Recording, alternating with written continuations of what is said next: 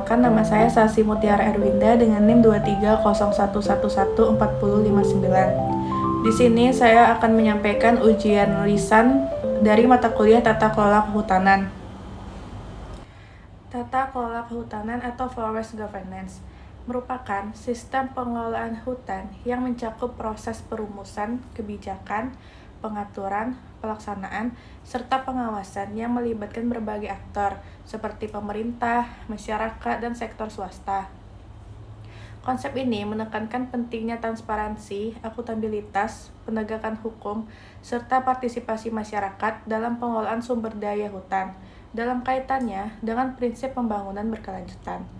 Tata kelola kehutanan berperan untuk menyeimbangkan 3 aspek, yaitu aspek ekonomi, aspek sosial, dan lingkungan. Dari sisi ekonomi, hutan dimanfaatkan sebagai sumber daya yang mendukung kesejahteraan. Sedangkan dari sisi sosial, menjamin hak dan keterlibatan masyarakat, khususnya masyarakat adat. Serta dari sisi lingkungan, menjaga kelestarian ekosistem hutan agar tetap berfungsi bagi generasi mendatang.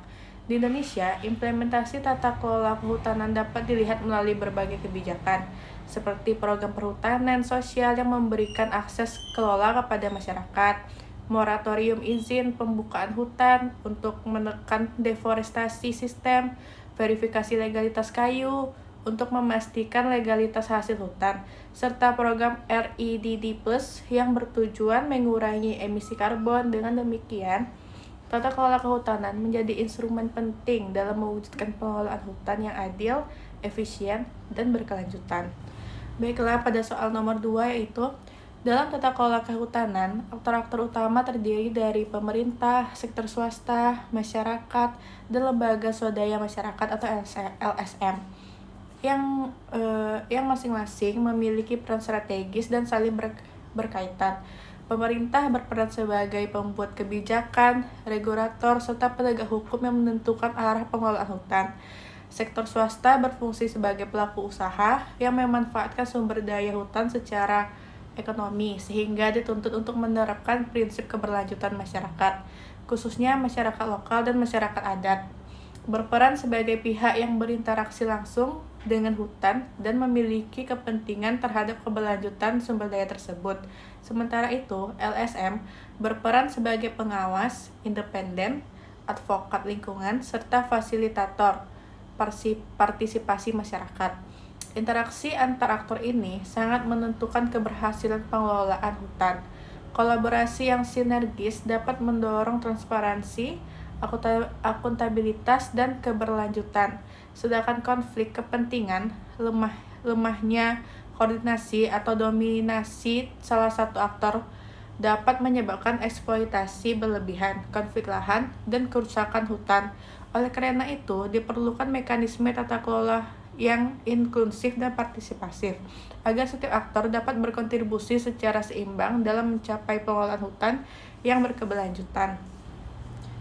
Baiklah, pada soal nomor 3 yaitu konflik tenurial dalam sektor kehutanan merupakan konflik yang terjadi akibat tumpang tindih klaim kepemilikan, penguasaan, dan pemanfaatan lahan hutan antara pemerintah, masyarakat adat atau lokal, dan sektor swasta.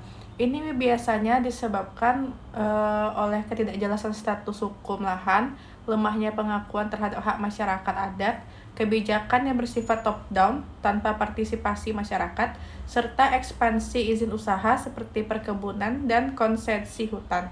Dampak konflik ini tidak hanya menimbulkan ketegangan sosial dan ketidakadilan, tetapi juga berkontribusi pada kerusakan lingkungan, hilangnya mata pencarian masyarakat, serta menurunnya efektivitas pengelolaan hutan.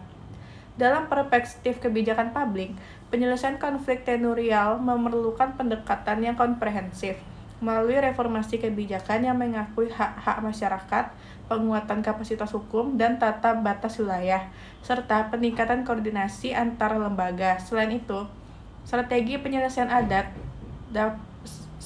penyelesaian dapat dilakukan melalui pendekatan partisipatif seperti mediasi, dialog multi pihak, serta implementasi program seperti perhutanan sosial yang memberikan akses legal kepada masyarakat. Dengan demikian, penyelesaian konflik tenurial harus mengedepankan keadilan, kepastian hukum, dan keberlanjutan agar tercapai tata kelola kehutanan yang inklusif dan efektif. Baiklah, sekian penyampaian materi ujian lisan tata kelola kehutanan dari saya. Jika ada salah kata saya mohon maaf. Assalamualaikum warahmatullahi wabarakatuh.